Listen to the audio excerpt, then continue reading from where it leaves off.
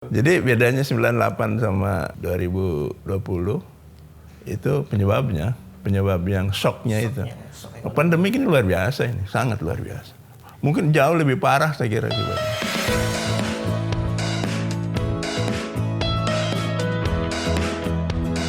Assalamualaikum warahmatullahi wabarakatuh. Sahabat BMM, kembali lagi di BMM in Podcast. Dan kali ini bersama saya, Riyandi. Pandemi COVID yang melanda di seluruh dunia, termasuk Indonesia, berdampak kepada banyak sektor. Salah satunya adalah sektor ekonomi. Dan kita sudah tentu mengetahui dampak yang paling nyata untuk para masyarakat bawah. Salah satunya yang kita tahu adalah terjadinya resesi. Di hari keuangan ini, kita alhamdulillah sudah kedatangan tamu di BMM Podcast, yaitu Pak Muhdi M. Sarun PhD. Alhamdulillah beliau adalah akademisi dari dosen Universitas Muhammadiyah Prof. Dr. Hamka. Beliau mengajar di Fakultas Ekonomi dan Fakultas Teknik dan Sekolah Pascasarjana.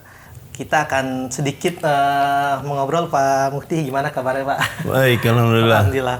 Ya Pak, nih kita dari sahabat BMM tentunya ingin mengetahui kan, dengan adanya pandemi COVID ini tuh berdampak kepada masyarakat kecil, khususnya yang kita ketahui di pemberitaan bahwa Indonesia ini sudah mau masuk resesi nih Pak. Sebenarnya resesi itu apa nih? Mungkin teman-teman sahabat BMM belum mengetahui tentang resesi itu Pak. Boleh mungkin Pak sedikit dijelaskan? Baik, terima kasih Mas Randy. Jadi resesi itu kalau menurut definisi itu kan penurunan, ada kontraksi, penurunan output suatu negara karena sesuatu hal.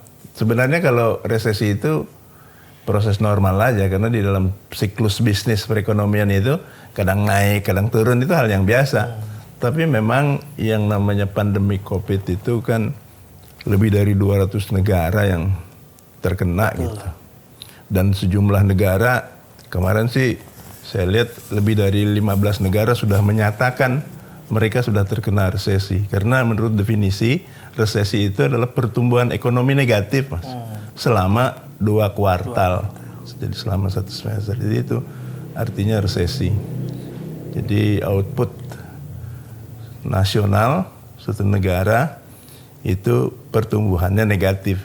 Pertumbuhan negatif. Indonesia di kuartal kedua itu kan negatif 5%, berapa itu? 5,32%. Cuman memang di kuartal ketiga ini belum kedengaran berapa negatifnya, baru angka-angka prediksi. Angka prediksinya itu kalau nggak salah antara minus 2,8 sampai 1% gitu. Sebenarnya Indonesia belum menyatakan, walaupun sebenarnya udah kerasa sih. Kalau itu penurunannya kan sudah sangat kerasa. Cuman karena definisinya 2 kuartal, kemarin kan Menteri Keuangan juga belum ngumumin itu. Belum ngumumin. Udah terjadi resesi apa belum? Mestinya kalau 2 kuartal itu, kuartal pertama itu kan Januari, Februari, Maret. Kuartal kedua kan April, Mei, Juni. Ya. Juli, Agustus, September, akhir September, Oktober itu mestinya diumumkan. Bukan diumumkan, udah ketahuan. Kan juga mungkin nggak perlu diumumkan juga kali. Itu kan bikin panik juga. Jadi selama dua semester. Ya negara-negara besar udah mengumumkan bahwa mereka udah ngalami resesi. Nah, di Indonesia ini kan ya Pak Mehdi, kita pernah mengalami ya dulu katanya di tahun 98. Saya juga dulu masih kecil nih kebetulan. Nah itu kira-kira apakah ada perbedaan nih Pak Muhdi antara resesi di masa COVID ini dengan resesi di saat 98 itu gitu? Jadi kalau kita lihat penyebab resesi itu yang paling terasa itu kan shock ekonomi, guncangan ekonomi. Di dunia itu resesi yang paling besar itu terjadi ketika Perang Dunia Kedua. Tahun 1929, 1930, 1930-an itu malah jadi depresi itu. Nah, perekonomian segitu parahnya. Kemudian tahun 80, tahun 81, 82, 83 juga itu embargo minyak kalau nggak salah waktu itu, lupa ingat saya. Itu juga terjadi resesi yang lumayan. Sudah sampai situ. Kemudian yang terakhir 98 atau 98 itu kan penyebabnya itu kan krismon. Orang tahu semua itu, istilah krismon itu semua orang Indonesia tahu itu. Semua kalangan Indonesia ngerti apa yang terjadi krismon. Tapi malah memang kalau dibandingkan dengan yang pandemik COVID kan beda tuh penyebabnya. Tapi kalau yang Krismon itu kan udah terbukti bahwa Krismon itu menyebabkan juga merembet ke krisis sosial, kemudian bahkan krisis politik. Pak Harto turun kan di tahun-tahun itu gitu. Jadi memang kalau dilihat secara normal resesi, konstruksi, resesi, depresi, kemudian ekspansi, pertumbuhan, recovery itu kan proses bisnis yang biasa itu terjadi setiap siklus gitu. Jadi kalau nggak salah tahun 75 juga pernah terjadi itu. Tahun 75, 81, 82, 83, terus 98, ya itu terjadi terus gitu. Tapi ketika penyebabnya itu guncangan hebat ekonomi ya terasa sangat. Ini kan lebih dari 200 negara Mas yang kena Mas. Kalau 98 itu hanya Indonesia Pak? Enggak juga. Banyak negara sebenarnya yang juga. paling kena tuh 98 itu Asia. Kan mulainya dari Thailand itu. Krisis mata uang baht. Kemudian akhirnya di Krismon nilai tukar. Penyebabnya itu nilai tukar. Nilai tukar hingga akibatnya yang luar biasanya Indonesia itu sampai merembet kemana-mana gitu. Merembet ke sosial kan, kerusuhan sosial. Saya baru pulang dari Australia itu. Tahun 98 itu. Aduh, jadi waktu saya bawa pulang, ada sedikit bawa bekal itu, kurs Australia itu cuma 2.500. Beberapa hari kemudian, itu udah keburu ditukerin lagi kan. Beberapa minggu kemudian itu 4.800 coba. Sakit. Hampir 2 kali lipat ya. Sakit bener itu.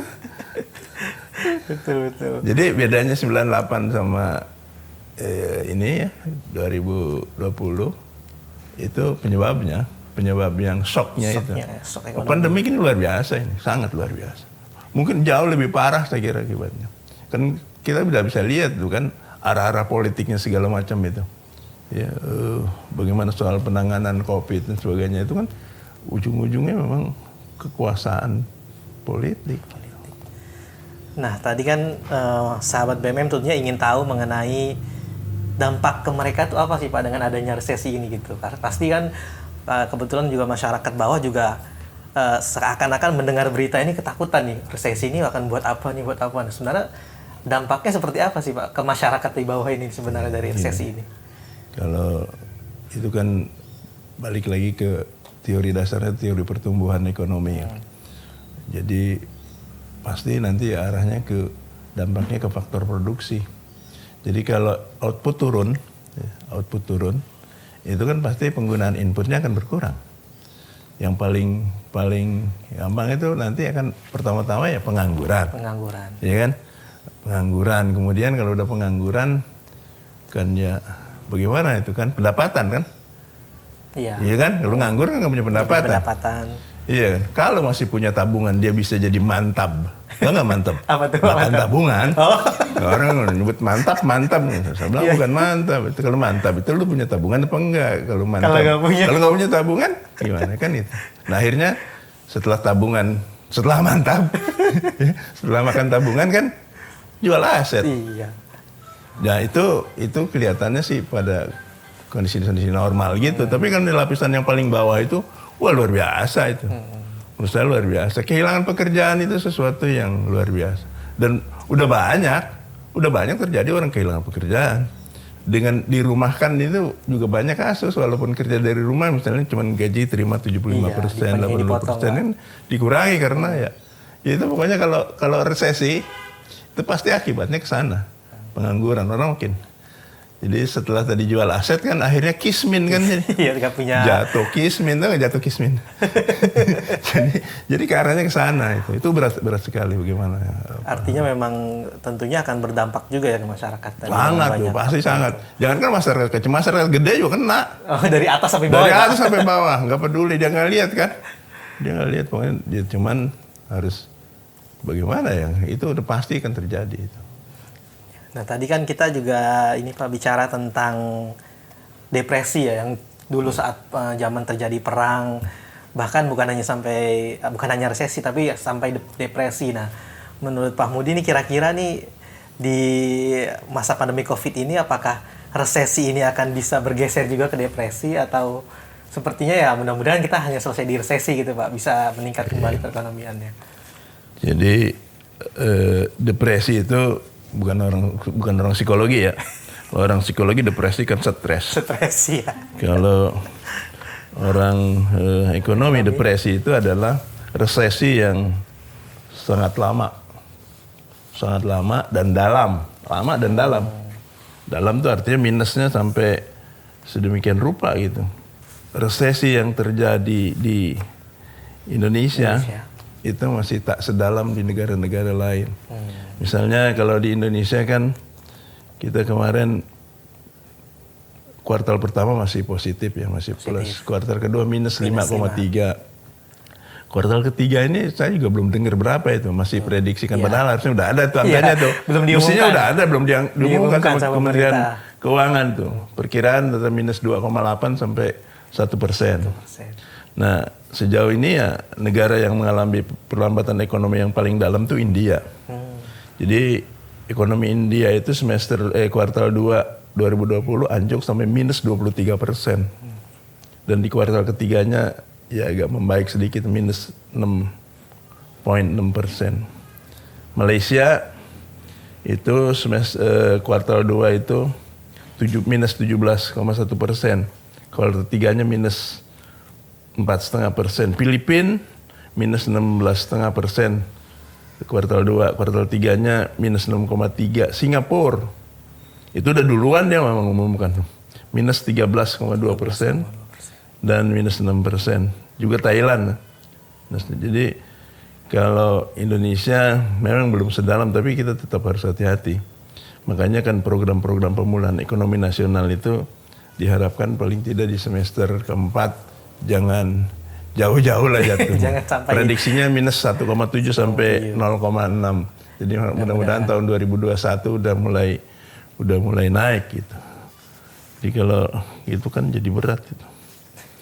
Berat sekali. Sekarang kita ngeliat berat sekali kan. Saya ngikuti di medsos itu kan. Waduh, serem itu. Makanya kemarin waktu saya ke BNI di UI itu, biasanya di BNI di UI kan ya sedang-sedang aja gitu. Ini kan dia sampai pasang tenda keluar. Ternyata saya cek itu banyak pendaftar untuk prakerja. Jadi prakerja mereka daftar. Daftar itu kan yang 600.000 sebulan itu loh. Itu kan program ekonomi pemerintah bagaimana membuat masyarakat bisa bertahan hidup ya. Tapi sampai kemana kan? 600.000 belum lagi kalau misalnya dia harus kontrak rumah, bayar kontrakan, dan biasanya mereka kan usia muda, punya bayi kan. Jadi bagaimana masa depan kita kalau kondisi ekonomi masih tidak bisa diperbaiki. Jadi kualitas manusia Indonesia kan jadi mengerikan kan. Kita kan maunya kan 2045 itu. Ya kan? SDM unggul. Ya, SDM unggul itu berkualitas lah warga Indonesia itu, penduduk Indonesia. Memang ini luar biasa nih, karena memang COVID itu dari awal nggak ada yang ngerti COVID itu sebenarnya. Sehingga kan policy itu kan mestinya berdasarkan pengetahuan kita, apa yang kita ngerti. Kita nggak ada yang ngerti. Awalnya dulu katanya yang sakit aja yang pakai masker. Terus kan akhirnya semua harus pakai masker. Kemudian di Arab itu kalau nggak pakai masker 1.000 real denda. Kita di denda 250.000 aja udah teriak-teriak macam-macam tuh komentarnya tuh. Aduh, kalau di medsos itu, baca komentar di medsos itu, coba deh tiap pejabat yang komentar soal COVID itu, waduh. Saya bilang gimana mengedukasi orang. Nah, tadi itu kan kita lihat banyak yang terdampak nih masyarakat nih Pak. Jadi kira-kira menurut Pak Muhdi apa nih supaya masyarakat bisa bertahan di kondisi resesi ini nih? Harus bersikap seperti apa gitu menghadapi resesi ini? Pasti kan sahabat BMM tentunya ingin tahu ya, ketika memang kita menghadapi resesi, kita perlu menyikapinya seperti apa nih supaya tidak salah langkah dan kita lebih bijak dalam mengatur ekonomi keuangan kita tentunya. Iya, saya kira kalau secara makro kan pemerintah udah ngatur tuh. Udah banyak program pemulihan ekonomi. Mungkin kalau dari kita nih ya tetap harus mengantisipasi, misalnya ya ini sebenarnya bukan cuma ketika terjadi pandemik seperti ini, kita harus punya dana cadangan. Kalau kata Robert Kiyosaki itu, kalau Anda mau bebas finansial, itu paling kurang 6 bulan nggak kerja, Anda masih ngikuti pola hidup yang lama. Jadi punya tabungan selama 6 bulan dengan pengeluaran untuk pengeluaran Anda. Kalau misalnya sekarang pengeluaran Anda 10 juta sebulan, maka harus punya tabungan 60 juta. Pertimbangannya dia orang 3 bulan itu udah dapat kerjaan lagi yang lain. Tapi kalau saya kan pensiunan tetap aja nggak ada. Itu yang pertama ya. Kemudian mungkin harus lakukan semacam memprioritaskan gitu. Analisis budget lah. Pengeluaran mana yang perlu, mana yang mendesak. Kan ada yang perlu tapi nggak mendesak gitu kan. Ya kan, ada pengeluaran ini perlu tapi nggak mendesak, ntar aja lah yang perlu dan mendesak aja yang diprioritaskan. Mungkin. Apalagi nggak perlu nggak mendesak yang dikeluarkan. Kemudian kalau terkaitkan dengan investasi, nah ini juga agak jadi di investasi di masa resesi itu kan harus dipikir matang-matang gitu. Jadi ya kita memang tetap perlu penghasilan tambahan kan. Jadi memilih investasi sesuaikan dengan risiko keuangan, sesuaikan dengan kondisi kita kalau mau investasi. Tapi kalau menurut saya yang penting juga itu adalah memprioritaskan bayar utang. Mana utang yang harus diprioritaskan? Ada orang bisa memprioritaskan utang yang gede dulu gitu kan. Atau ada yang kecil dulu, gampangan. Karena bagaimanapun kayak utang kartu kredit itu misalnya, itu kan debt kolektornya itu kan luar biasa. Jadi debt kolektor itu kan. Jadi kalau bisa sih hidup tanpa utang gitu. Walaupun orang yang bilang wah hidup tanpa utang tuh orang nggak dipercaya gitu kan. Ya kan, orang utang kan orang dipercaya. Nah, yang berikutnya menurut saya yang bisa dilakukan masyarakat itu ya mulailah buka bisnis sampingan. Toh kerja juga sekarang kan work from home, ya kan, kerja dari rumah. Yeah. Jadi cobalah bikin bisnis yang bisa dilakukan. Sekarang juga bisnis online kan bisa dilakukan. Tapi memang kadang-kadang kita bisnis baru pengeluarannya doang udah seneng-seneng, hasilnya kagak ada. Itu ya, pengeluaran bisnis. Jadi artinya maksudnya dia supaya siap ketika kan mungkin aja sangat terbuka sekali untuk PHK. Karena ketika kantornya dengan resesi seperti ini, dengan output seperti ini, kan di awalnya kan lockdown. Sebenarnya lockdown itu makanya pemerintah, saya kira di satu sisi itu sama sekali menghindari kata-kata lockdown gitu. Karena lockdown itu kan kunci betul. Kalau di Arab Saudi lockdown, negaranya kaya, nggak masalah dia. Cadangannya banyak. Ini. Kalau kita di lockdown mungkin sangat berat lah. Iya. Nah ini ada yang menarik nih. Mulailah menanam sayur. Ini kelihatannya sepele ya, bagi masyarakat lakukan tanam sayur, pelihara ikan, nanam sayur, itu kan bisa cadangan. Saya sih nanam sayur, saya udah lama juga sih saya nanam sayur. Paling nggak misalnya yang paling gampang saya tanam kan kangkung. Paling tidak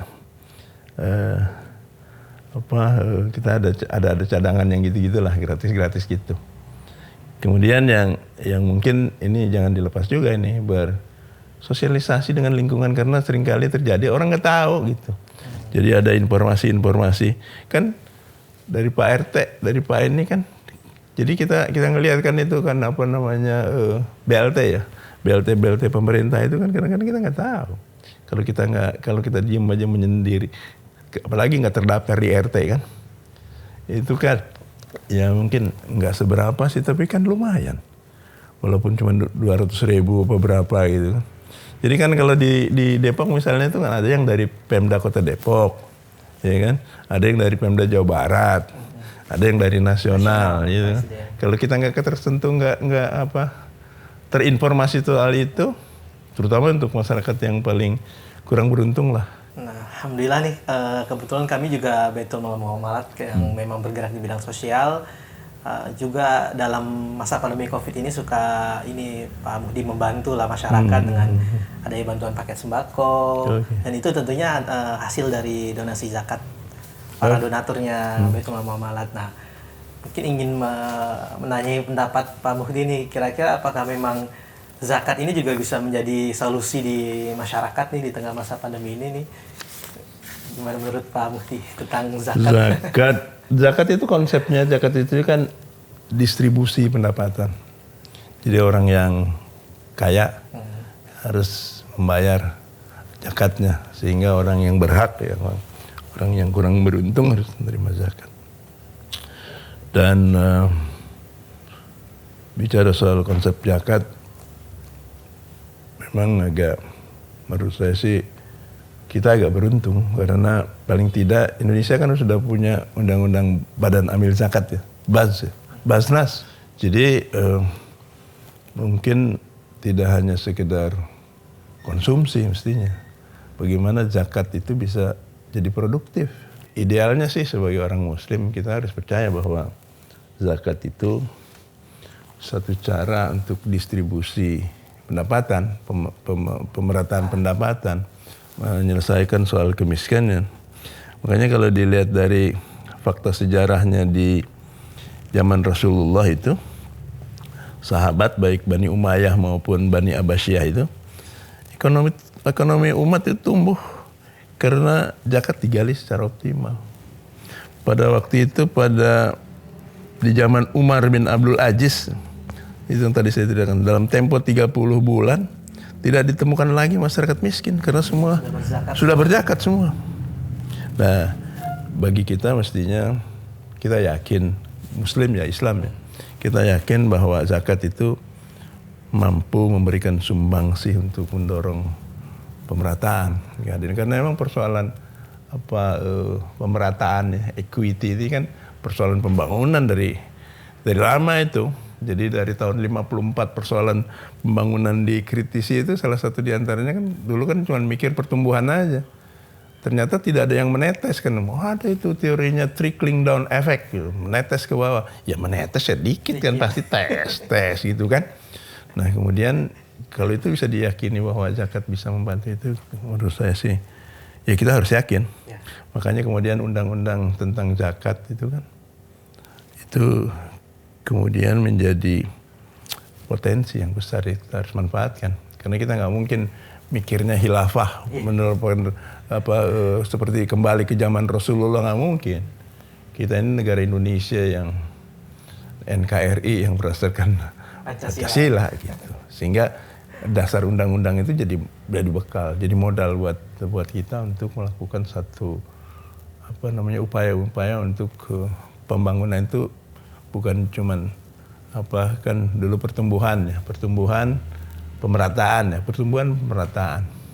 stabilitas, pertumbuhan itu zaman Pak Harto itu konsepnya Pak Harto itu trilogi pembangunan ya. Memang ada soal itu soal distribusi pemerataan pembangunan itu ya.